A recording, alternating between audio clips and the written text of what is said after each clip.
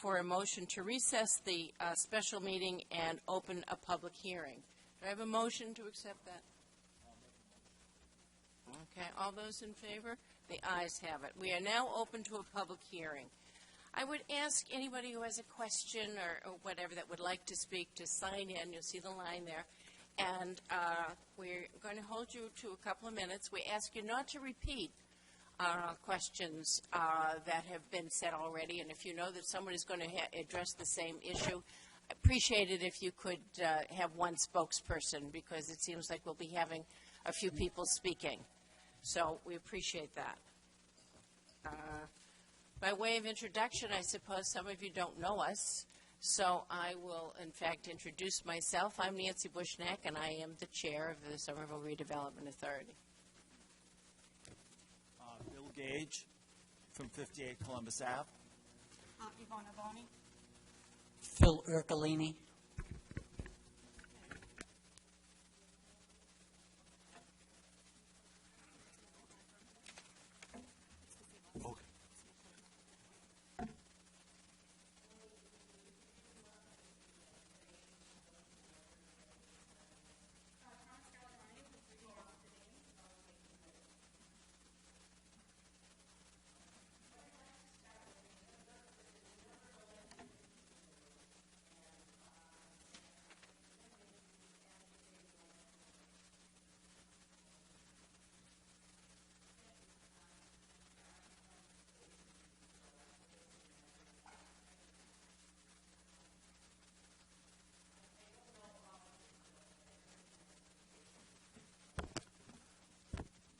Thank you, Madam Chair. Honorable members, my name is Bill White, Alderman at Large, President of the Board of Aldermen. Of course, here I'm speaking in my capacity as an individual. I guess at the outset, what I want to do is express again my appreciation for having the public hearing, and also that I've known many of you for many, many years, and I respect what you've done for the community. So when I speak about some of my concerns with the redevelopment process, please don't take it to reflect on you folks personally.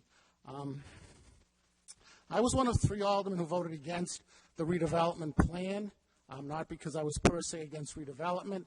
I had concerns with the number of parcels that were being taken, but also with the fact that we really didn't have what I would call a real redevelopment plan. We had some parcels that were circled and some other things, but what we should have done is have a community process at the outset, where we worked on the zoning, we worked on the community benefits that were going to be contemplated, we worked on open space and the contributions that we wanted as a community. We should then have put it out with requests for proposals to get responses from a number of bidders to then make a determination. Instead, it was presented to you folks in a very different way, so you've selected the, the favored developer, the master developer, and now there's, I hate to say, I don't want to use the term confusion, but people are not on the same page anywhere. I'm president of the board, the Board of Aldermen. We've had zoning public hearings where there are folks coming before us. So not only do we not have zoning agreed upon yet by the community, but we also have folks concerned about the community benefits agreement and other things. We have a proposed agreement before you folks that, of course, doesn't require the Board of Aldermen to vote anyway, but it requires us, in order for the closing to take place, to basically make a sizable commitment for the taxpayers' money as far as funding infrastructure without any real idea of what the developer is going to contribute. But it's not only without an idea, but with no independent body looking at, or consultant, looking at the financials to say, based on everything that the developer is going to get, is it a reasonable contribution from the developer? In fact, you folks aren't even going to do that. From my understanding of the agreement is that's all going to be done via covenant that the mayor is going to negotiate with the developer. In your agreement, you're going to require the developer to comply with all of those things. But it even removes that from the public process. But because what it should be is you folks, it's my belief, working out all of the terms and conditions, including the public benefits package, everything, having the public process with a hearing like this so the public can then weigh in, and then having the developer do it. That's your role. I don't believe it's the role of, in this type of of a process to have a covenant negotiated between the mayor and the developer, and then have it presented to the board only as something for us to look at with regard to the zoning. So my request is a couple points. One is, again, I believe you folks should not leave the negotiation of the covenant up to the mayor to negotiate that. It should be part of an exhibit that the developer agrees to as part of the land disposition agreement. And in fact, the master development agreement contemplated that, where it said there was going to be a public participation, a public benefits agreement that listed a whole number of things. And then from our discussion at the board level with the agreement that was before you with Ms. McGettigan, it was sort of like that. Well, that's sort of like amended, and instead what's going to happen is there's going to be the covenant that they're going to have to require the developer to follow in this agreement. So that I don't think is appropriate in my mind. It does, again, present a strong concern for me as far as having public involvement. And the other thing that I'm really concerned about as an alderman is the implicit requirement that, we fund $95 million of infrastructure without, one, really knowing what the developers are going to contribute. Maybe we'll get that by the time the bond request is in, but not knowing how reasonable that is, again, because there's been no independent financial, analysis of the proposed benefits for the developer, and because it wasn't put to bid, you never had bidders contributing against one another. I know there are a lot of other points that folks are going to raise, so I don't want to go over them. Things like the phasing or the timing, commercial development. Just think if we had a community process where, especially given the turnout we had at the Board of Aldermen last night, where folks really wanted a commitment of commercial development, we had put that in the request for proposals, sent it out to proposed developers, we may have gotten a response at that point. But now, because of the commitment was made to this individual developer who says, well, at this point they haven't lined up any definitive developer for the commercial aspect, so instead we have to put in protections in the agreement. That creates a problem. So in wrapping up, again, the 2 points that I would really appreciate this board doing is its independent inquiry over the entire community. Again, I forget the term that was used in the Master Development Agreement, but it was the public participation, the public benefits, yes. The public benefits that you folks play a large role in drafting that, again, with the public process, and also some sort of an independent financial analysis of what the proposed benefits could be to the developer, the risk, what we're contributing as a community, to make a determination as far as the reasonableness of what the developers are contributing. Because I just look at it, imagine if, you assess just a $100 a month fee on all residential units in the area. Let's say you had 1,000 units, and you just as part of the agreement said every month the developer was going to pay $100. 1,000 units, that's $100,000. That would be $1.2 million a year over 30 years. That would be, $36 million that the city could sort of recoup to offset the infrastructure investments. So you folks, I think, can play an important role in that. And again, given all of your expertise, I would like to see you do that. So thank you very much for your time. Thank you, Alderman.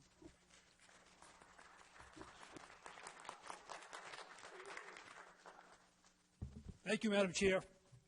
Just to echo some of the sentiments of Alderman White, in a lot of ways we put the cart before the horse regarding Union Square. Last night we had a public hearing for over 4 hours. We heard about community benefits, and it would have been nice to have known those things before we had a master developer, like Alderman White said. I want to thank you for all your hard work, not only here but in the community.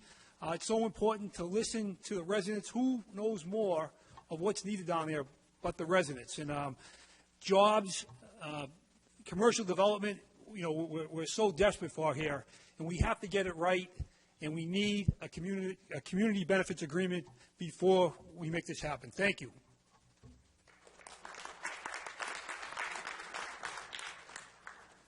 Thank you. I'm Katiana Ballantyne. I live at 49 Russell Road. I want to thank the city staff for everything they've done. I echo what my colleagues have said before me. And so the two concerns I guess I have with the 50-odd emails that I've received since Sunday is the number one is transparency. It's transparency in the form of the community benefits agreement. The language in the master LDA, on page 2 says, that non-financial terms and conditions specific to such parcel. And I guess I would say,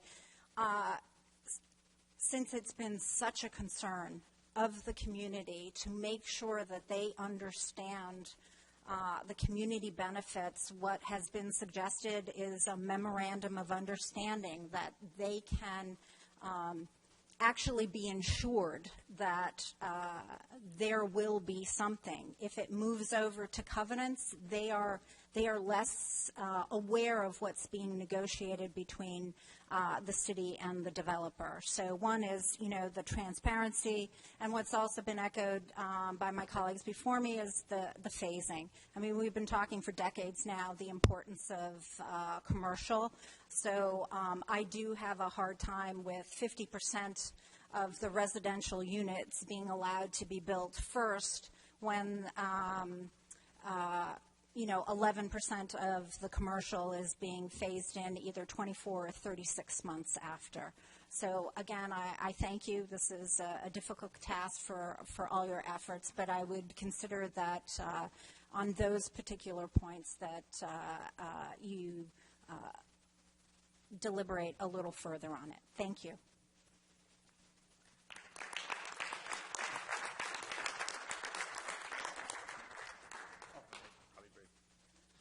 Hi, my name is Lance Davis. I'm the Ward 6 Alderman. I live at 356 Highland Avenue. Thank you for the opportunity to speak. I'll be brief out of respect for you and for all the members of the public who would like to speak tonight. I would echo the comments made by my colleagues, particularly of President White. My primary concern is the timing of this agreement. We've been working incredibly hard in the Land Use Committee on the zoning for this area and deliberating, I can't even talk, 4 hours last night sitting up there. Thinking about a lot of the same issues that are addressed by this agreement. And I have a lot of concerns with the way that this agreement is drafted and the way that what we eventually do in zoning could impact the contractual agreement that's presented here. To me, the timing doesn't seem right, and I would echo the request that you take some time to deliberate and think about where this fits in the process. Thank you.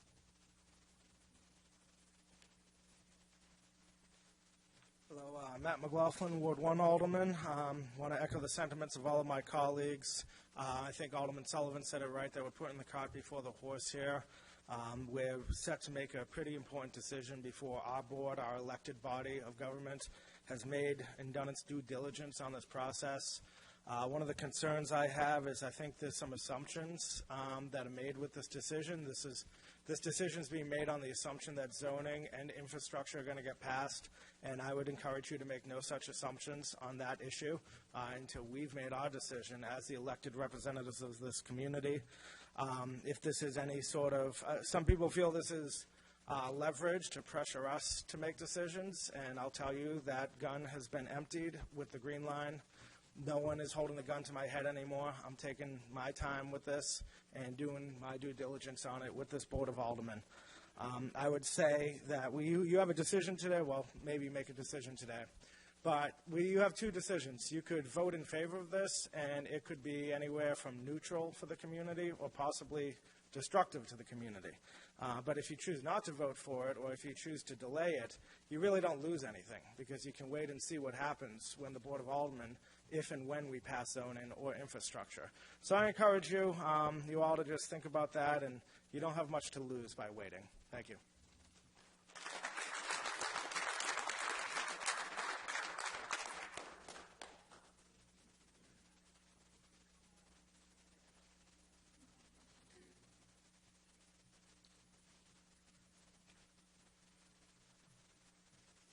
Thank you for allowing me to speak. I'm Alderman at Large Mary Jo Rossetti, and we had a very extensive public hearing last evening, went greater than 4 hours to my memory, and there was a lot of passion in these chambers. There were many businesses who were in favor of us moving this forward sooner rather than later, but there was a larger majority of residents and constituents who, we're their servants, and they spoke very passionately about their reason. Their reasoning wasn't against the development. They're very much in favor of seeing development, and it was pretty unified in the greater than 50 people who spoke. But it's just this, the agreement, and there's been discussion about it for many months. To my understanding, and trying to keep up, and the reason I asked if I could sit there, I'm trying to organize my notes and papers. God bless George Proakis and his staff. They throw so much at us, and I try to read everything. And now we're at the point where in their documents they're talking about a covenant. And that's fine and grand, but the concern within the covenant that's before us now with this land disposition agreement is the fact that the community is looking for language that says that the developer is agreeing to negotiate in good faith. They want to make sure also that there's language in there to show its enforceability and the time frame and the consequences of such if the agreement is not adhered to. So, and they're not looking for the finalization of the CBA, they're just looking for an MOU so that that will be the language so that you all can vote in favor of it. In the meanwhile, they have a legally binding document that's giving them the comfort to know that they are going to be welcome at the table for discussion. I know the administration has been meeting with a small group representing many of the community members over the last few weeks, and to my understanding, they're still actively meeting with the mayor and his staff, and that's going fine. It seems to be going well, but there's just that we all know legalities are the final document, and to not have proper legal language that's what before you is yet, that's the concern. It's not anti-development, and I'm definitely not anti-development. I'm very much in favor of moving the development forward. But to not have this language in, that's the concern. And this evening, I believe you and the alderman received an explanation of the Exhibit M to the Master Land Agreement with the dollar figure. For the infrastructure alone, it's $94.9 million. Now, some of that may very well be covered by grants and by developers. We know that there is still negotiation going on with the percentage, and Mr. Glavin speaks to that all the time. But we're talking about an awful lot of money here and an awful lot of people's lives. So thank you for allowing me to speak early on. I do plan to try and stay as long as I can to hear testimony, but I'm assuming it's going to mirror what we heard last evening. Thank you.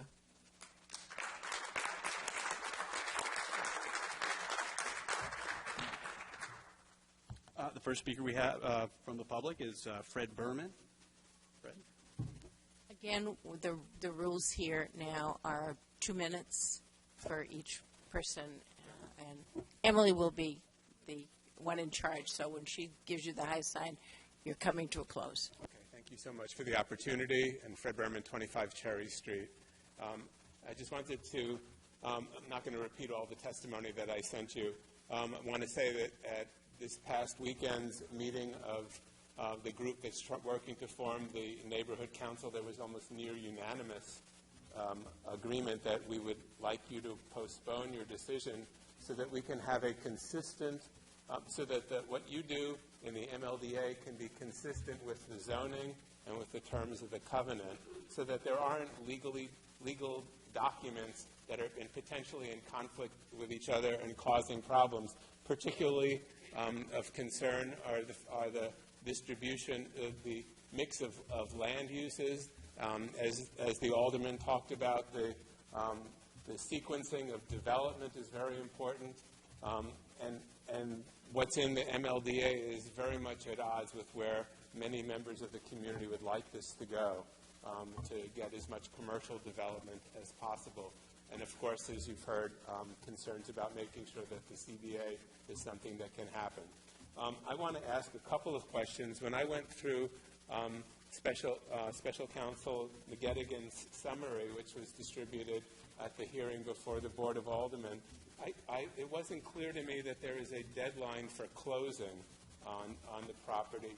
There are all these things that have to happen before the property is closed on, but it didn't seem, there was nothing in the memo that indicated that there was a deadline for closing.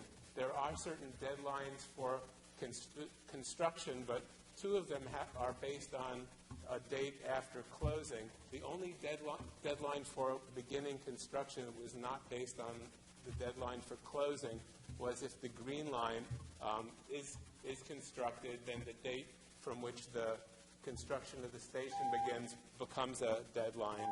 So I hope you will clarify that, because the lack of any kind of deadlines makes it very unclear about what happens, for example, if the Green Line is not developed, and secondly, makes it unclear when noncompliance is happening. Thank you.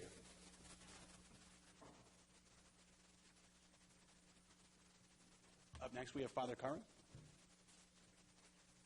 Thank you for letting me speak tonight. Father Curran from the Catholic Collaborative, St. Anne's, St. Catherine's, and St. Joseph's. I live at 264 Washington for a little over 4 years, but you know the parish has been there since 1869. I really want to say I've been involved for over 3 years now with the charrettes and other meetings and that. I'm very impressed with the talent and the dedication of the city officials and others and the community, you know, the training as well that's there. I'm on the Civic Advisory with Mr. Zamor and Dr. Tate, and also I'm on the steering committee for Union United. And my understanding is in the Assembly Road development, there were negotiations with IKEA, and when IKEA backed out of the agreement, people regretted in a way that some of the commitments weren't anchored to the property, you know, that in the land sale and that. So I think it's very important that the appropriate things be tied to the sale of the property, because this shouldn't be taken as any criticism of either the city government or the developer or the people in the community. But if we're looking at 30 or 40 years down the road, we want to make sure that there's enforcement and accountability. Zoning, 10 citizens could get together, or there could be a change in the older people, and the zoning could be amended. But it seems that the real solidity there is with the land sale, the MLDA. Thank you very much. And I think there'll be a summary from Union United, written summary. Thank you.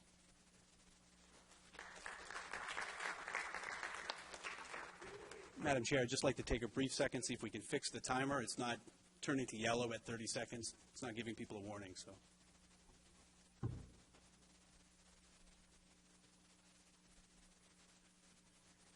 But up next is Sal in Lima. Just wait a second so that we can adjust it. Come on up, though.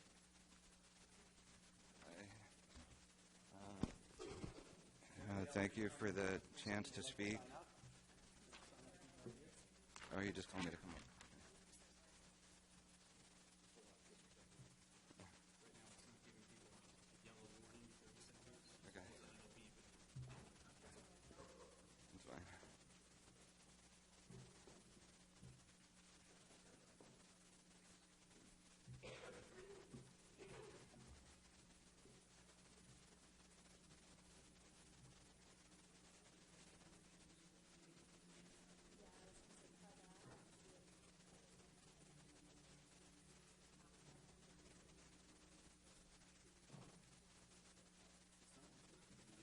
Okay. That's fine. Okay.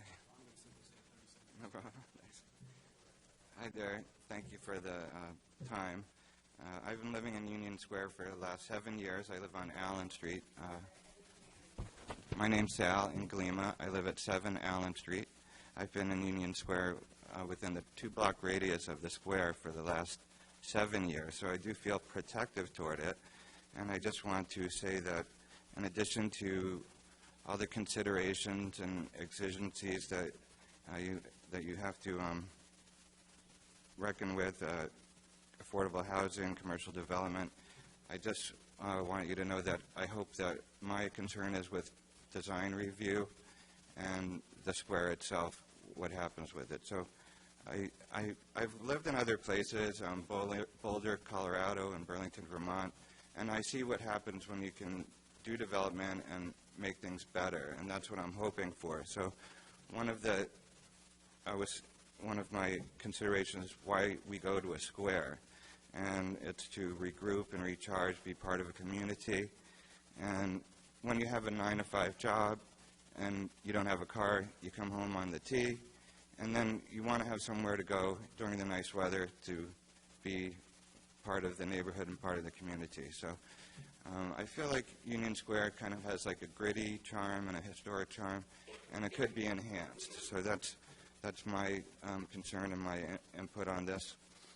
And I'm sure, I think there are going to be other people who are part of this, putting forward ideas, to come. And my second consideration I'm just going to mention is the traffic flow. It just doesn't seem like it works right. I've been there a long time, and it just seems like it's a traffic flow that belongs to a lot busier area. Thank you.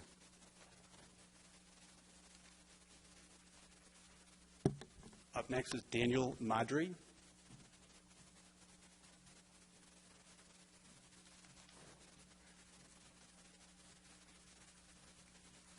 Good evening. Thank you for holding this public hearing. My name is Daniel Madry. I live at 39 Avon Street. I've lived in Somerville for 15 of the past 21 years. First, I was a renter, and more recently, a homeowner. My wife and I purchased a home on Avon Street back in 2013. I've worked in Somerville for the past 12 years. Initially, I was an employee at the Sherman Cafe, and for the past 10 years, I've been the owner and operator of my own residential construction company that primarily operates in Somerville. As any alderman present tonight can attest, a large number of Somerville residents, homeowners, renters, and small business owners alike, showed up at last night's zoning board meeting and unequivocally expressed their desire for US2 to commit to the negotiation of a binding and enforceable community benefits agreement before any further action is taken. Tonight, I ask the same of the SRA. This is not a debate about whether or not Union Square should be redeveloped, but what shape that redevelopment will take, and what role the citizens of Somerville and the residents of Union Square in particular will have to shape it. Those of us advocating for a legally binding and enforceable CBA are not opposed to development. We are opposed to the terms of that development being dictated to us without our input. We are seeking a guarantee that the provisions of the revised US2 plan, which, to be fair, incorporate a great deal of feedback from the community, will be adhered to. If US2 is truly aligned with our community's best interest, they will be willing to move quickly to negotiate a CBA and move the process along productively. If they are unwilling to do so, that is a clear indication of what would develop if they were not bound by a CBA. Suggestions that the developer will leave if we don't fast-track this are wrong-headed at best and fear-mongering at worst. US2 stands to make millions and millions on this project. The SRA has an obligation to ensure that the community's interests are protected. No commitment to CBA negotiations has been finalized. I urge the SRA not to advance the Master Land Disposition Agreement before the development covenant is finalized and agreed upon by community stakeholders, and until US2 makes a written commitment to negotiate a binding and enforceable CBA with the community. Thank you very much.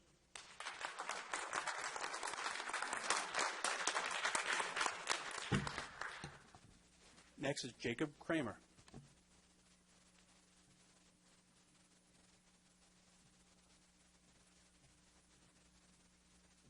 Good evening. My name is Jacob Kramer. I live at 8 Quincy Street, and I'm a member of the growing Union Square Neighborhood Council Working Group. And I'd just like to speak to that experience. We're a group of local people forming a democratic organization that will represent the interests of the community to ensure that the square remains a welcoming, vibrant, and accessible place. The members of the Union Square Neighborhood Council Working Group are by no means agree on everything. And if you've been to our meetings, you would know that. We're a diverse group of renters, owners, business people, and nonprofits. Our group includes police officers, priests, artists, urban planners, and grocers. We have people whose families have been here for generations and others who have just moved in. And I'd also like to add that we're a very intergenerational group. Despite our disparate backgrounds and financial interests, when it comes to this MDLA, we are in nearly unanimous agreement. The city should not sell the Union Square land until the developer has signed a legally binding pledge to engage in good faith negotiations directly with an elected body of community members. I'm asking you in the spirit of democracy, self-determination, and civic duty to listen to the broad coalition of people who live and work in this neighborhood that you are selling. It is your responsibility and bound obligation to ensure that we have a voice and a seat at the table.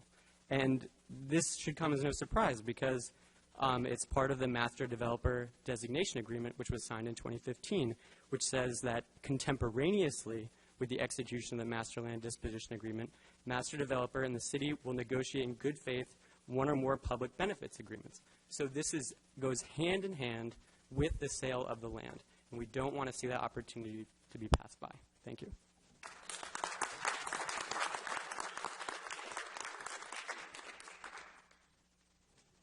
Next is Matt Miller. Thank you for holding this public hearing and giving us a chance to make our voices heard. I delivered extensive prepared remarks via email. I won't bore you all with the additional bluster. I do want to echo what Jacob said before. In the 2015 MDDA agreement, there is a call for a contemporaneously negotiated public benefits agreement.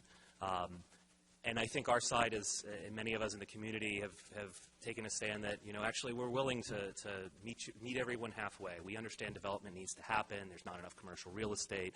There's a lot of things that require us to act quickly. We can't just always be debating ad nauseum. But the request that we have now is essentially let's just ensure that we have a good faith commitment on the part of the developer before we move ahead, and then full speed ahead. Thank you.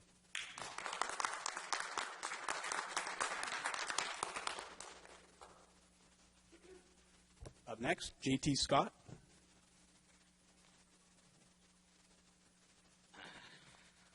Right. Good to see you all again. J.T. Scott, I believe I'm known to the board after our last meeting, and maybe after the last 6 years of meetings.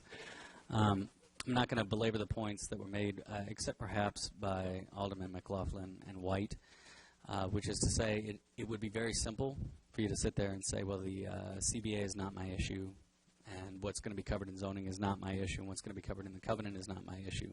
I would like to call attention to the very specific pointed questions I asked last time that have been mirrored in written testimony that point to things that are your issue, that are your responsibility as an SRA to negotiate and sign a fiscally responsible agreement that will result in non-destructive development implications if it is passed and if it stands, regardless of what other zoning is done, right?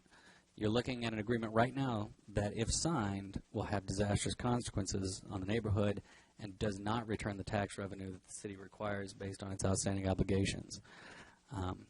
Presuming that the zoning will pass in a form that does ensure scaled timelines is not for certain. George Baracus says that he doesn't even know how he'd put that into zoning. Presuming that it will happen in a covenant that's agreed to and negotiated by another private body is uncertain at best. So I ask you, in your fiduciary duty, to be conservative.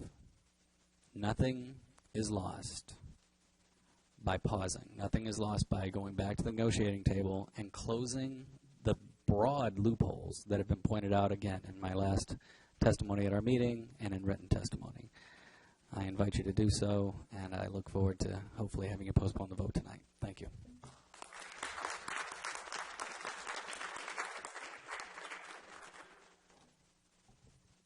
Katie Gradowski.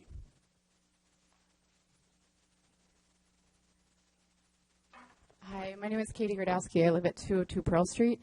I'm a member of Union United and have also been active in the group that's forming the neighborhood council, as well as the development process since it started from the beginning. I want to urge you not to vote on the Master Land Disposition Agreement tonight.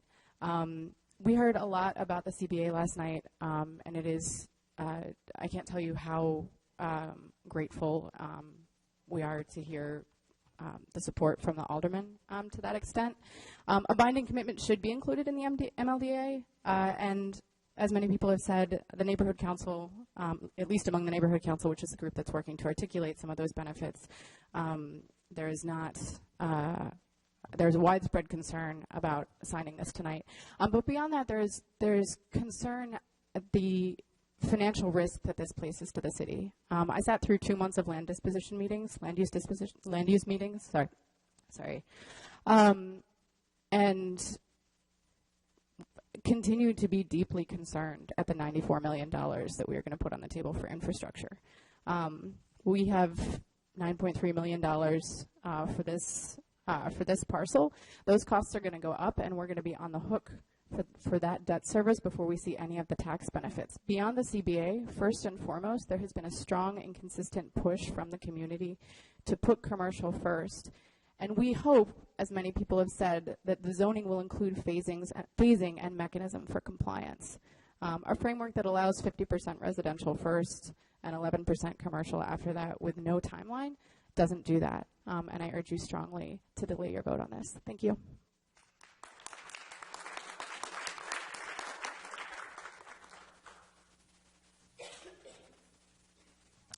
Renee Mardones. Good evening. Rene Mardones. I work in Union Square with the Somerville Community Corporation, also active member of Union United, the Affordable Housing Organizing Committee, Jobs for Somerville, and lately participating in the Neighbor Council, the formation of the Neighbor Council. I'm here to, basically, say similar what my other friends and colleagues have said, that we don't want to see a vote tonight, especially for all the concern regarding, the community benefit agreement. Last time I was here, I was referring to others land disposition agreement around the country that have language about community benefit agreement.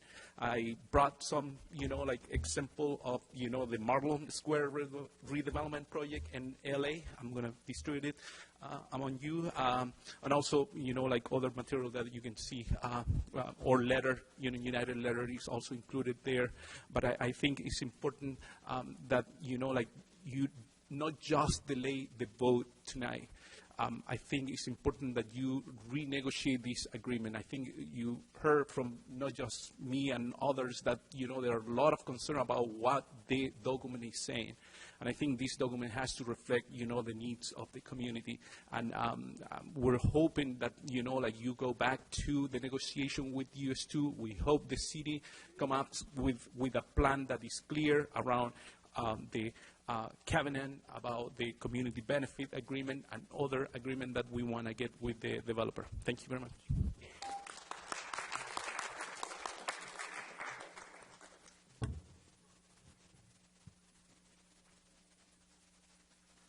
Up next is Shayna Berger.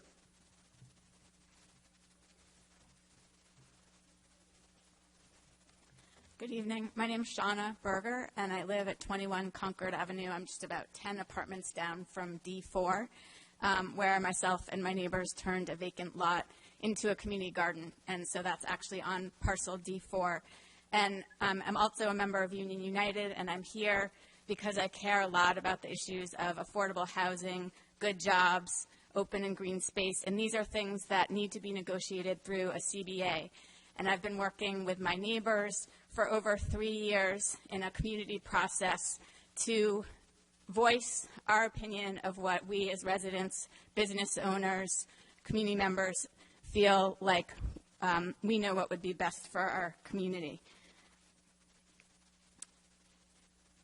I feel like it would be very unfortunate if this long process that we've engaged in, meetings that we've attended, all the work that we've done over 3 years was undermined by an appointed committee. We really want to be heard.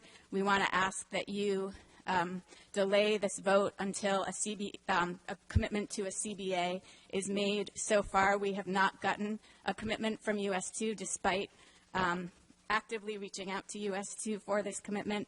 And so it's very important that this vote be delayed. Thank you.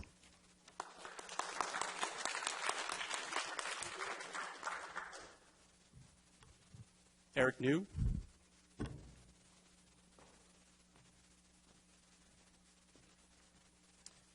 Eric New, 56 Bow Street.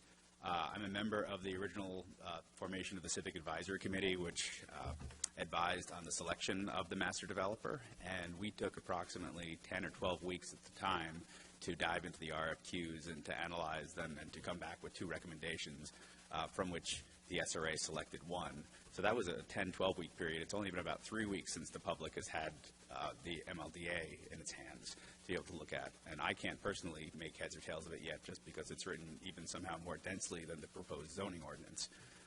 So I request that that the MLDA be presented in some manner that's digestible, whether it's just the pertinent pieces stripped out from some of the remaining legalese of a land closing contract, to the CAC, which could be used as a proxy for the emerging neighborhood council group to come and voice and answer questions and debate.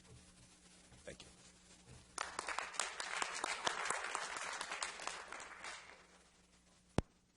Mary Jo Connolly.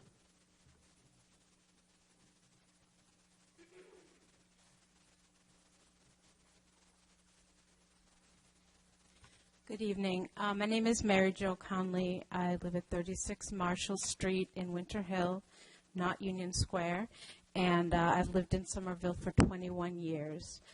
I have been on the board of the Somerville Community Corporation and active with Jobs for Somerville.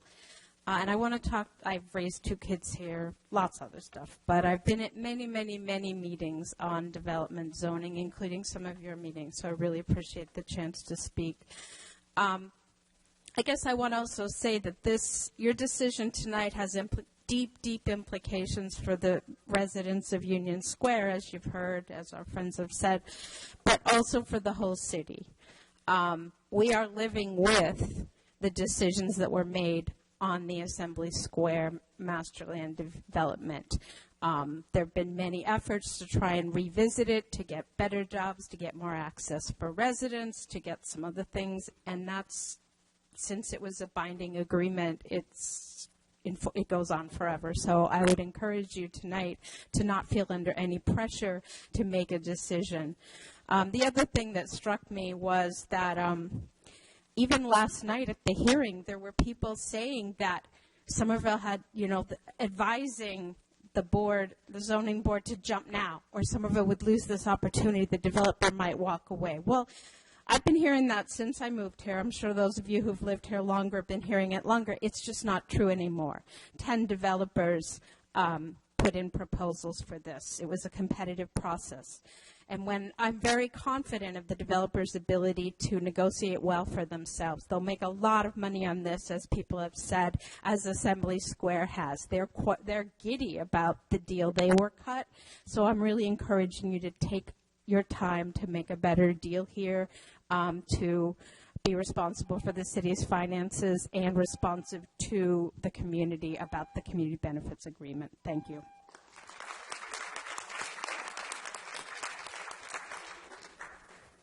Tori Antonino.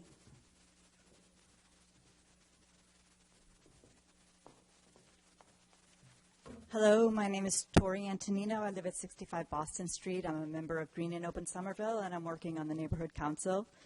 I would like to ask you to delay the vote on the master land disposition agreement. In general, I find that the plan, as of now, does not have enough open space. It does not require enough family housing. There's a lack of human scale. We talked about that a lot when we had the Gale people come in. It's just not reflective in the Union Square plan. I see a lack of community gatherings, places, and a lack of putting residents who live here over the profits that US2 might make on their first development, which would be on the D2 parcel. And this goes to the conditions to closing in the MLDA.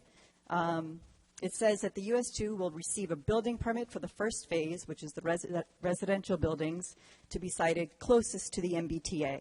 And so that would allow them to build 50% of their residential first, without having to have, without building concurrently office and development, or even having plans to have a neighborhood park. So they're allowed to build, I believe it's a high-rise, right on that space, and I believe it's within 5 years of building on that. They then have, so they have five years after purchasing of the parcel to start with the office and lab.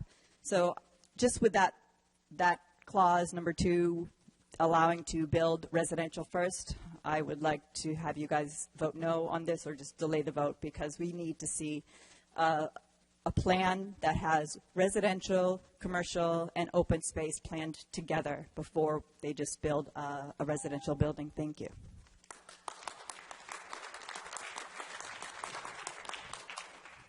Bill Shelton. 65 Boston Street. When I last spoke to you, I outlined, which was at your last meeting, I outlined the alarm that I feel regarding the risk to which the city is exposed by this agreement. Over my work life, I've either been party to or consultant on probably 24 purchase and sale agreements. This is the most one-sided I've ever encountered. I won't detail my concerns now. I'll put them in my remarks written. But when I last spoke to you, I was told that I and others objected to the agreement on Assembly Square, and everything worked out just fine. The reason why it worked out just fine, despite shoddy lawyering on the part of attorneys retained by the city, which exposed the city to 5 successful lawsuits, of which I was a party to. The reason why it worked out just fine is because those lawsuits obligated the developer to negotiate directly with the plaintiffs, to which the city was excluded. That is why we got the Orange Line. That is why we got improvements under Route 128 and through Lombardi Drive. That is why trips were limited to 50,000 per day. That is why the developers committed to 500,000 square feet of commercial space. And we can anticipate similar suits with this kind of shoddy land disposition agreement.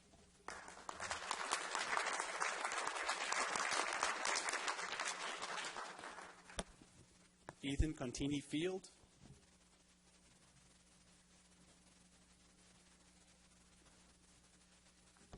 Thank you. Ethan Contini Field, 215 Summer Street, number 1. A lot of folks have spoken better than I could about the technical aspects and the specific points that should be in an agreement or what should or shouldn't. I'd like to speak broadly about community sentiment, about sort of the folks who aren't studying every little detail. We've seen development in the community. Some of it has benefited the community. Other has the preponderance of benefit has been to the developer. If this rolls out and it is not consistent with the vision that the mayor and the board and the community have laid out for the city, we will know and we will feel it and we will see it, and it will color how we experience this development every single day. We're going to go down to Union Square every single day, and we're going to feel either very happy about how things are going or very negatively about how things are going. And it's going to be very hard to change if things are not going well. US2 may make a lot of noise about delays and about the kinds of things that we as a community want. They will be fine. They will make plenty of money no matter what happens. I am very confident about that. It is their privilege to have been invited by the city to create the kind of square that we, the community, want. And let's keep that in mind, and let's keep this sale on our terms. Thank you.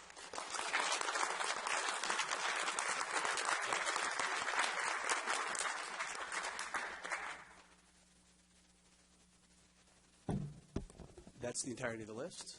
I don't know if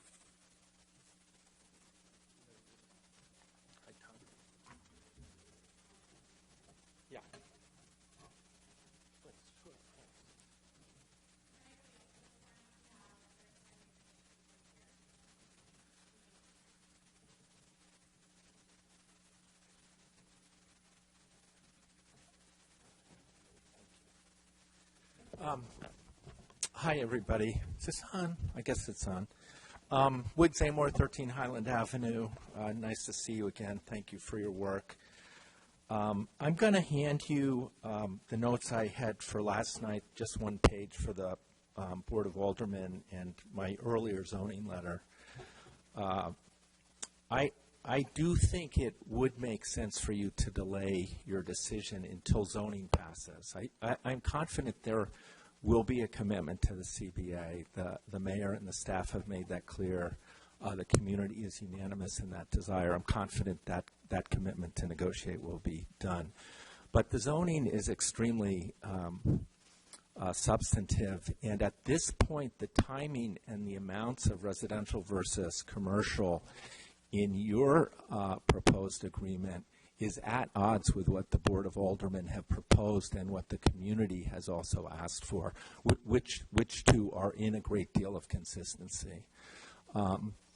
Beyond that, I think there is some question as to whether the current zoning is consistent with the comprehensive plan, which it must be, especially with regard to open space percent in the comprehensive plan, and perhaps with regard to jobs as well, if one assumes that the commercial space does not have to be delivered on a consistent time frame with the residential. So I think those are the two big things. I do want to also say, I think we all realize the Board of Aldermen has the sole authority to propose zoning. There are two new zoning proposals that were introduced and discussed last night that affect this area. Either one of them passes with minor amendments, it will control whatever is done here. And so it would be best for your agreement to be consistent with that zoning. I do want to comment on Assembly Square for 2 seconds. I know.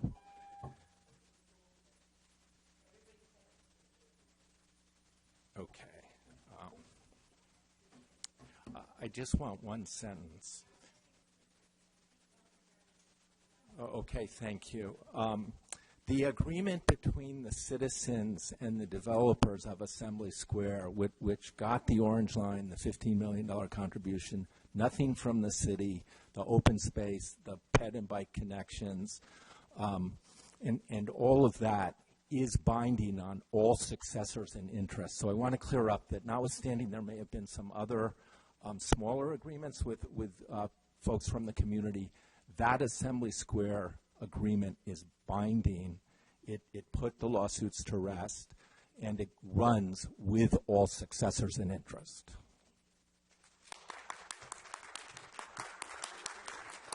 David Gibbs. David Gibbs.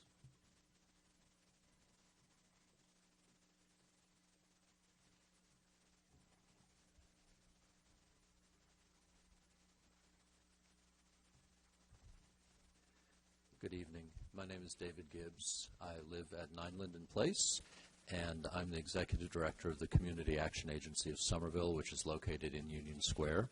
I'm also a member of the Steering Committee of Union United at present.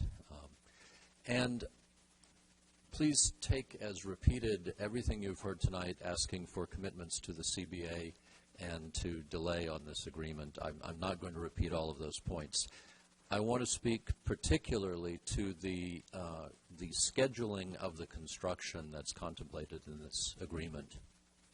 You might think that as the head of an anti-poverty agency, I would be in favor of anything that got us more residential units as quickly as possible on the theory that that would give us more affordable residential units.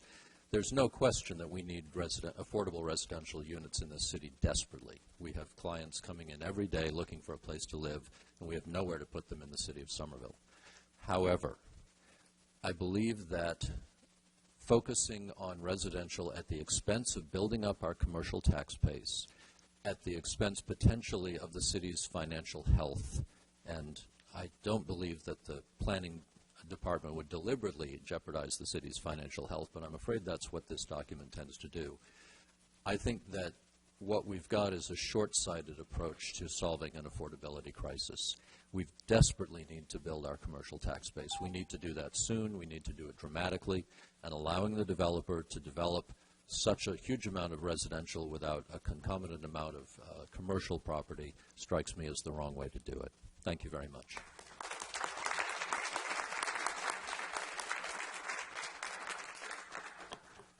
James Kroll.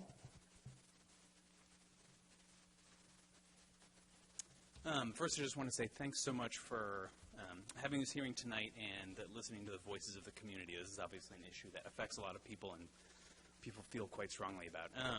I am not an expert in the details of this, so I don't want to speak so much to what so many others have spoken so eloquently as the details of this MLDA. What I really want to talk about is how I feel about it, and I know this is quite reflected in the community more broadly.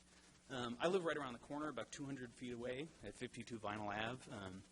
My wife and I have been here for 10 years, and now we're extremely happy and proud to be raising our 7-month-old son in this city. And in particular, in today's world, we're very happy and proud to be raising him in, as Mayor Joe is so happy to describe it, the most progressive city in the country. So I've been thinking a lot about what that means. What does it really mean to be a progressive city? And I think it means a lot of things to a lot of different people. It can mean creating green spaces. It can mean getting rent under control so that we're not driving people out of the community. It means maintaining an open and welcoming community to people from lots of different walks of life. But I think kind of at the core, for me, the question of whether or not we're a progressive city comes down to whether or not we're doing everything in our power to protect the community, and in particular its most needy and most vulnerable members. And in my opinion, there's no better way to do that with a development like this than to force the developers to directly negotiate with the community in the form of a CBA. Very briefly, I just want to say, to be entirely clear, we're pro-development, but I'm pro-responsible and, in particular, accountable development. So I urge you to live up to, I think, what all of us here are very proud of the progressive vision of Somerville, and await to sign the MLDA until US2 has agreed in writing to negotiate a CBA with the community. Thank you.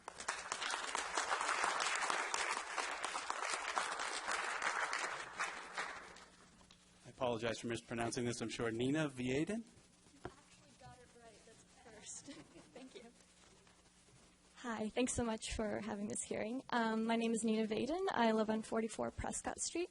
And I'll just make this really brief. I'll build off of what James said. I remember last month we had a rally here in Somerville where we all got together and around the high school, and we had the mayor present and Capuano present and talk about how Somerville is a city on a hill and how we are to be looked at as the ideal of how a relationship between government and people should work, right? That our values reflect the values of the people who live here. And I don't see signing an agreement that so much of the community has trouble with as being something that allows us to get that status, right? So I urge you to not lose the trust of this community that we've worked so hard to build up. Thank you.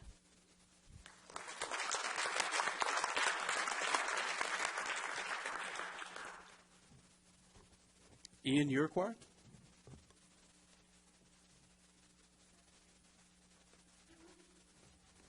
Hi, thank you. Good evening. My name is Ian Urquhart. I'm an attorney from Prince Lobel, and I'm representing Union United. I also submitted a comment letter that some of you folks have probably seen. But since I'm an attorney, I want to get into the nitty-gritty of the language a little bit of these agreements. So, to get US2 in the door, there's an agreement called, make sure I get my acronyms right, the MDDA, which sets forth the parties' obligations and responsibilities. And the MDDA is very specific about the types of community benefits, affordable housing, workforce development, local hiring, et cetera. And as we transition from the MDDA to the MLDA, it starts to get more vague. So the MLDA has some language about a development covenant that's kind of not quite defined and doesn't really say community benefits. So I guess our concern from Union United is that specificity and language is starting to get watered down or lost as we go from agreement to agreement with the developer. So ultimately, what we're really asking is if you please postpone the vote, and maybe we can allow for some stronger language to be inserted into the MLDA to be more specific about the types of community benefits and the things that the community is looking for. Thank you.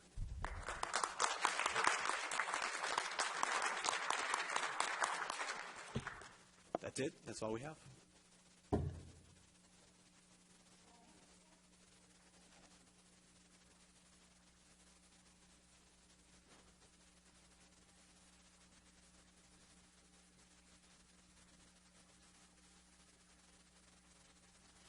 Good evening. My name is Mary Ann Houston. I'm the Ward 2 Alderman in the city of Somerville. And I'm hoping you're keeping the record open after this meeting this evening because we had a lot of testimony last evening, much of which referenced this MLDA and what the SRA, the actions the SRA would be taking. And I am going through that and sifting through, Wiggs Amor submitted some comments in writing and sifting through that. But so I don't know if you'll be doing that, but I had intended to submit something in writing that's more detailed. I want to say two things, though, and I know that I know how important development is for the city, and I know what we have riding on it. And when I'm out there speaking to my constituents, the people who can't attend these meetings, the people who can't attend the many meetings that all of us have the opportunity to attend, they're very concerned about things like cost, about things like their taxes. They're also concerned about the look and feel of Union Square and what that will turn into. But they are not anti-development. So I'd like to just make 2 points this evening. I'm having a hard time understanding why a simple memorandum of understanding to enter into negotiations for CBA can't be more explicit and can't come as something that we know will definitely happen. I'm having a hard time understanding why that is a problem because a memorandum of understanding to negotiate a CBA with a group of duly authorized citizens of the city of Somerville, I think, is important. It's important to articulating the needs of and what we hope to get out of zoning. So that's the first thing I'm saying. The second thing I'm saying is a little bit more in the detail of the MDLA. And one of the things I have spoken about already in various board meetings, but I'm going to bring up tonight is, and it has to do with the commercial development. We know that this commercial development is the linchpin for us. We know that this is the thing that will help us to pay the bills, help us to keep property taxes down, help middle-class people to continue to live here, and people who rent to continue to live here. Because believe me, it's that property tax that's driving people out of here. They can't afford to live here anymore, but they can't afford to own here anymore. And so to say that the commercial development in this MDLA must happen no later than 2 years after the start of the construction of the Union Square station is a very vague statement, and I believe that that time period is way too large. What it says is that, the residential can go ahead of that, and 2 years later, before the start of the construction of a Union Square station, is when the commercial must start. I don't believe in that. I don't think that that's a good deal for the city. I don't think that that's going to bring the kind of commercial development that we need right off the heels of or right at the same time of the residential development. So that's one particular point I want to make. But, for the life of me, I can't understand why entering into some kind of agreement or even an MOU that says that US 2 will negotiate is something that can't be achieved. So I just needed to say that, and I'll put further comments in writing. Thank you.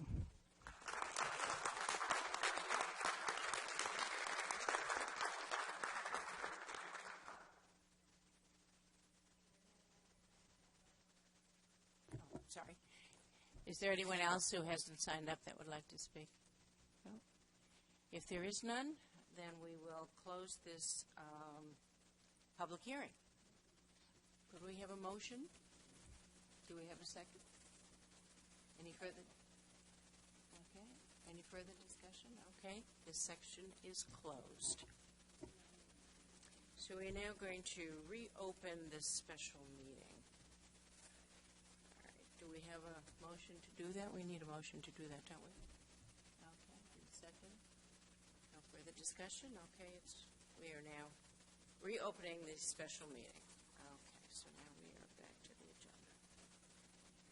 Okay. Now we get involved with the discussion of the MLDA, the Master Land Disposition Agreement.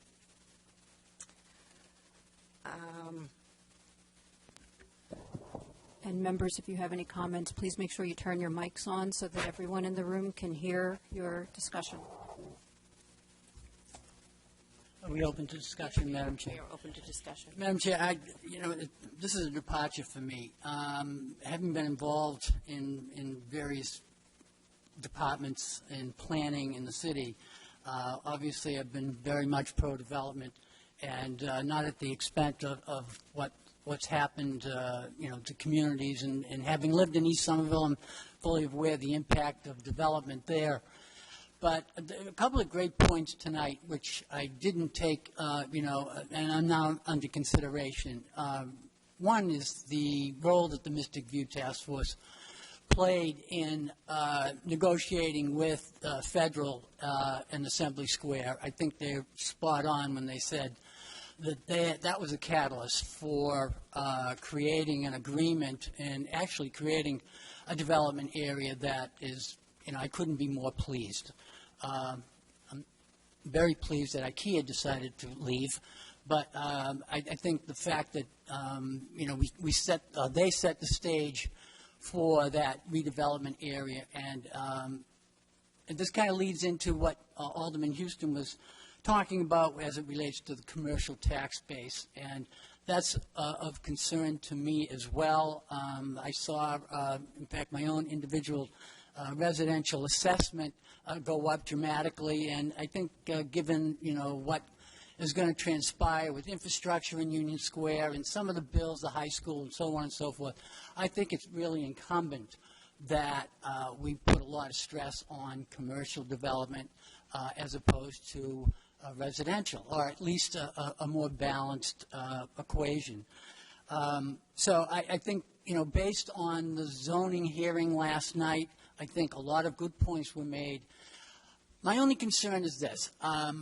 It's all well and good to delay a vote, a delay decision on the master land disposition agreement, but, we need to have some kind of defined time frame. I certainly have seen what's happened with Boynton Yards. That was a disaster, and we kind of prematurely went ahead there, and the results of which are not necessarily, I think, what the city was looking for. I think we need to work on the zoning, and I think we have to have the community, in good faith, negotiate with the developer. And I think we do need to put a little bit of a delay on this, at least until we get, we have some comments, maybe some additional comments that we didn't have an opportunity to look at.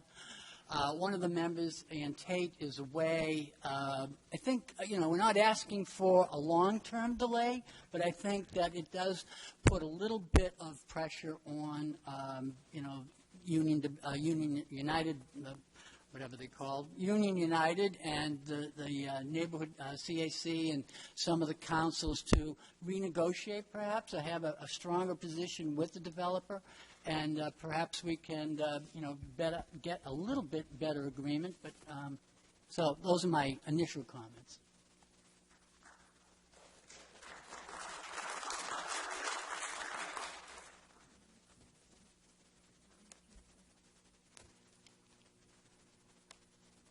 Bill Gage. A couple of comments. I'd like to reiterate some of the comments that you made. I mean, my big concern here is that US 2 is building their residential first and not the commercial. And somehow that's got to change. And also, I really see the need for a memorandum of understanding or a covenant between the neighborhood council, the proposed neighborhood council, and US 2. And also, I agree that we need to delay this vote because we need to review the material that we got tonight, and also any other comments that we get in, like from Alderman Houston.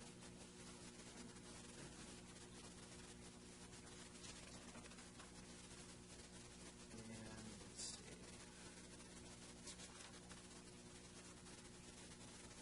Also, I would like to see the exhibits. Let's see, Schedule I with the square footages in it, and some exhibits showing the D2 parcels as part of the package.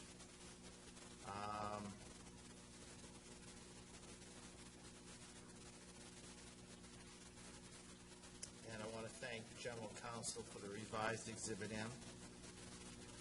Another concern I have is over the infrastructure costs and how they're going to be paid.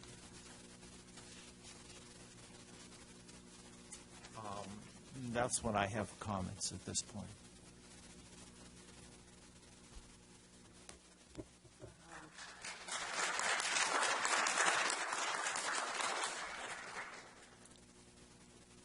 You know, the LDA, it acts like a purchase and sale agreement. It's the beginning of the process, and it outlines the conditions and the rules of the transaction. There are many safeguards for the city that our attorneys have assured us that the rules are in place and that will guide us. We've gotten some additional information tonight that, you know, if it means taking more time. I mean, this process has been going on now for 3 years. 3 years. That's a very long time, and the developer has been very patient. And yes, the developer stands to make some money. I'm one of the few around the table. I've had experience with Assembly Square. Assembly Square, you know, and we thank Mystic View Task Force. They really set their mind to making it a better project, and it certainly is a better project. I heard some comments tonight that I don't really agree with. IKEA decided not to come. And it wasn't anything it was the market that folded. It wasn't our attorneys. We had some excellent, excellent attorneys working for the city and outside attorneys. So there were no loopholes there. IKEA left because it wasn't good for business and nothing more. And the city benefited from that because, if memory serves me correctly, Federal stepped in and there was a purchase. The city didn't have to get involved with it, and it was the best thing for the city. And I think that we look at Assembly Square, and it has been an economic boom. You go down to any of the restaurants or whatever, and I ask the folks who were there, do you live in Somerville? A lot of them do. How do you get there? How do you get to work? I take the T. The T was the catalyst to get it going. I assume that the T is going to be the same thing that's going to get this going. I have a fear, and this is just expressing my fear, that if in fact we don't do the beginning of this in a timely fashion, that in fact we're going to lose a bit of an opportunity. The T is coming with the effect that we have a developer that has been designated. We went through, I think, 11 developers. All of them, I thought, were qualified. And we were very, very lucky to have all of such a high caliber of developers come to the table. And there was a lot of city involvement and citizen participation, and they limited it to two very fine developers, and then we selected what we thought was going to be best for the city. And, you know, there's always going to be issues. It's called negotiation. This side is going to have an issue, that side is going to have an issue, and we hope that it will all come together and we will all be winners. I look at the T and I say, they're coming. They said they were coming. We have a new administration. It's a little strange. what happens if it collapses and they don't come because we don't have a developer? That is my fear. I've heard all of yours, and they're all valid requests. And it sounds very much like this board would like to delay a vote. And I will certainly defer to the board members. But I throw out my caution here that you cannot continue for another 3 years because the T will be gone, your property values will diminish, and where do we go? So that's just one of my concerns. I have nothing to base that on other than the fact that we can kick this can down the road for as long as you choose, but there can be consequences. That's my only take on it. Do I have anybody else that would like to say anything?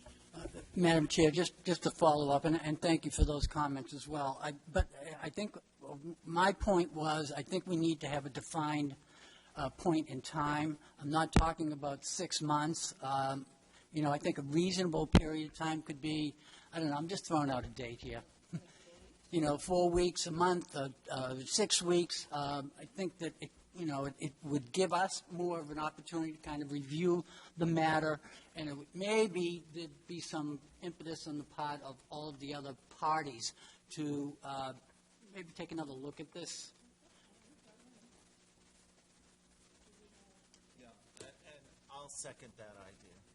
I think we do, and then we'll have a full board and table. Okay, well, I know she's been submitting her responses and everything, so I know that she's been part of the process. It isn't as if she hasn't been. She's in China. So, but, the email was great, both of these. So, we can delay the vote until April. Do we want to set a date now? Or we can wait. There's a March meeting that's coming up, and that maybe that's a little bit. Madam Chair, do we know when Ann Tate will be returning?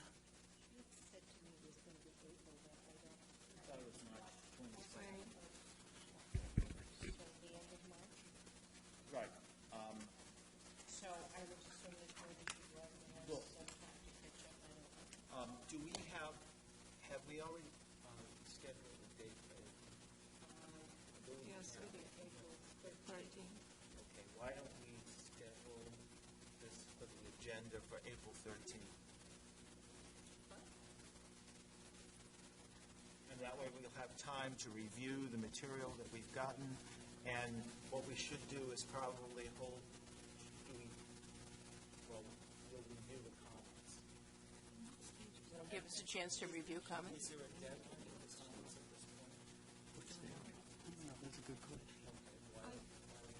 Madam Chair, I have one question. In what stage, do anyone knows, is the involvement between US2 and community regarding to CBA? And anyone is talking between? So there is a provision in the development covenant, which is currently being negotiated between US2 and the city. Note that the SRA is not a party to that agreement. And that development covenant will be signed and attached to the zoning. So I would imagine that in a very short period of time, the development covenant will see the light of day, and the community will be reassured that there is, in fact, a provision in the development covenant that requires the developer to negotiate in good faith with the community.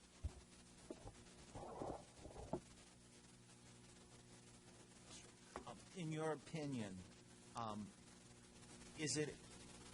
do we need to have some kind of a clause put in this master land disposition agreement as far as requesting that the US2 negotiate or sign a memorandum of understanding that they're going to sign a CDA with the community as a part of this? No, in my opinion, it's not necessary because it will be set forth in the development covenant. And this agreement, this MLDA, says that if they violate the development covenant, it's also a breach under this agreement. So we have linked them in that way. There's no need for a duplication here. The only reason I say that is it would just give the community, more faith that that will happen? Give them a level of comfort. If it is the board's will, if it is the board's will to delay the vote, I'm confident that the community will be able to see the development covenant and have that reassurance set forth in the development covenant. Will that happen before we meet on the 13th?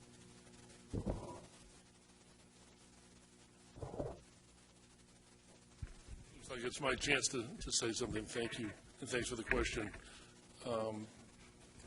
With regard to the timing of the covenant, and again, the representations made by the mayor to the public and to the Board of Aldermen in recent meetings regarding zoning and the other elements of development, he made it clear in his presentation and referred to a slide that visualized the elements of this covenant, and it was the mayor's statement that this covenant would include, in his negotiations with the developer, this would include a commitment to negotiate a community benefits agreement. He made that clear.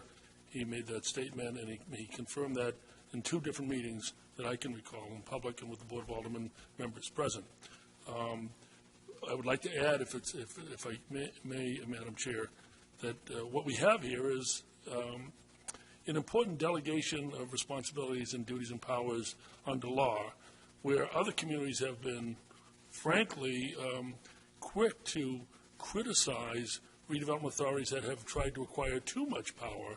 Here we have a designation and delegation of power to important other parties, the executive powers of the mayor, the Board of Aldermen's representative powers, where they will determine zoning.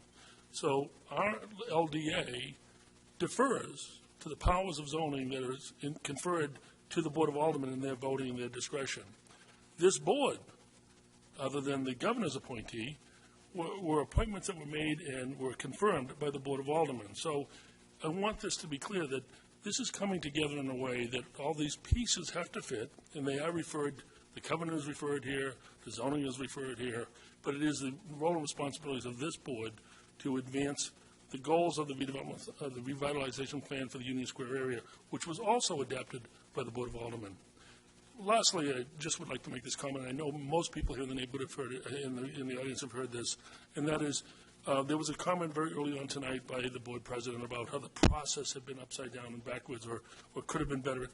The mayor, I'll rely on the mayor's own comments in public to the Board of Aldermen and to the planning board, which was, yes, we wish we could have had done it better because the timing would have been better had we done all of our planning first. But, as the mayor mentioned, the fragility of the decisions around the Green Line and going forward, confirming the federal government's billion-dollar commitment to that project, along with what we now have found out to be the unfortunate circumstances of the state backing away to a degree because of perhaps mismanagement done by the last administration, that this was a timely decision made by the city, affirmed by the Board of Aldermen, and now in your hands to move forward with the redevelopment of the Union Square area. And since that time, and since the 2 years ago when the designation of US 2 was done, the planning office of OSPCD has worked closely with many of the members of this audience to work on a plan for the Union Square area.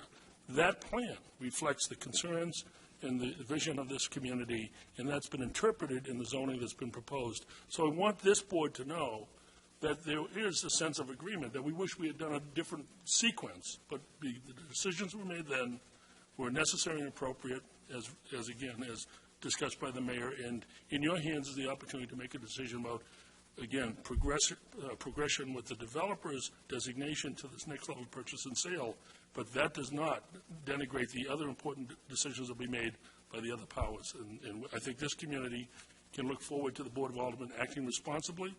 I would also assume that this covenant, again, the mayor will act responsibly to meet the goals that have been heard tonight. So we leave it in your hands to make a decision on the LDA, but it's not in a vacuum. It also relies on duties and responsibilities that are held by others. So I just would like to confirm that for the board's purposes. Mike, do we have a date for when the covenant will be available? The covenant is expected to be in final negotiation in time to go before the Board of Aldermen's next land use committee meeting, the date of which sounds to be days before this suggested date. So within the next 2 weeks, 3 weeks, we believe that the covenant negotiations will be completed. It will be in the public's view. It will also be our commitment to the Board of Aldermen that they would have it in time to have full consideration of that covenant before they vote on the zoning. So it sounds to me like this timing will work to accomplish just that. I think in terms of timing, why don't we push our date out to the 27th?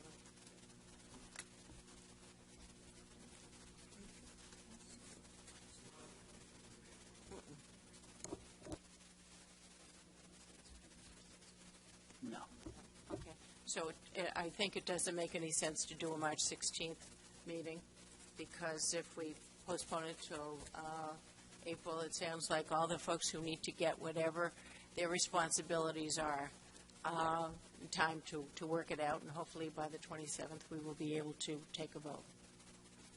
Does that sound reasonable? Yeah, it does. And I guess the other question I had is, what would be the date that we close the comments on this? So that people have a defined date. I would say April 15th, then probably might give us a couple of weeks. There we go. Yeah, let's do the 14th. Yes. April 14th. And that way, we can get the comments and review them. Good idea.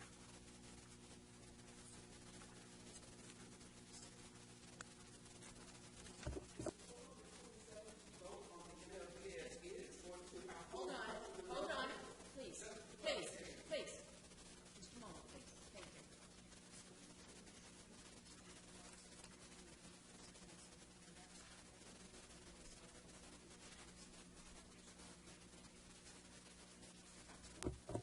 Just making it clear that we are no longer going to have the regularly scheduled March 16th meeting. We're going to accept comments up to April 14th, and we will then be able to have some time to review it and have our next regularly scheduled meeting, which will be on the 27th, to take this up, hopefully one last time. April 27th. I'm sorry, April 27th. We will not be having, we will not be having a March meeting. All right. So, another March meeting.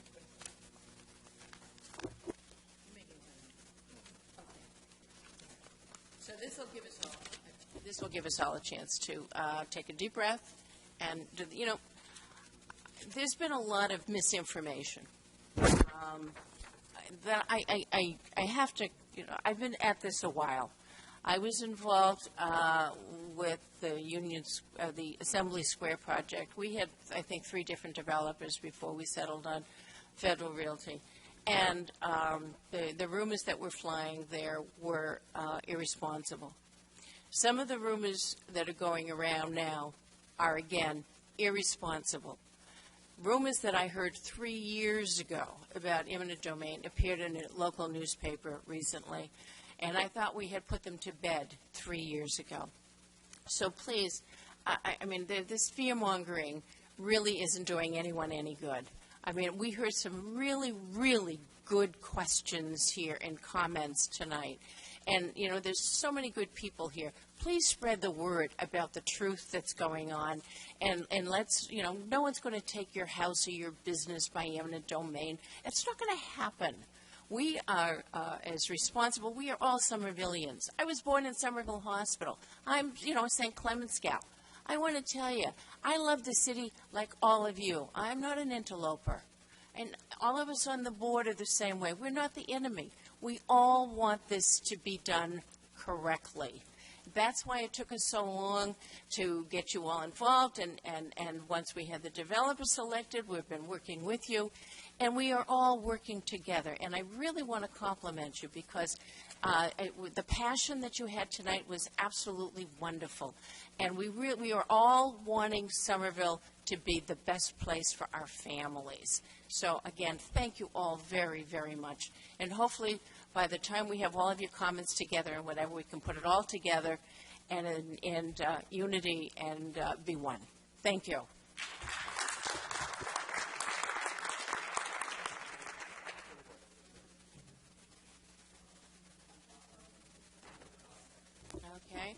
Any further discussion? All those in favor of motion? Ayes have it. Thank you.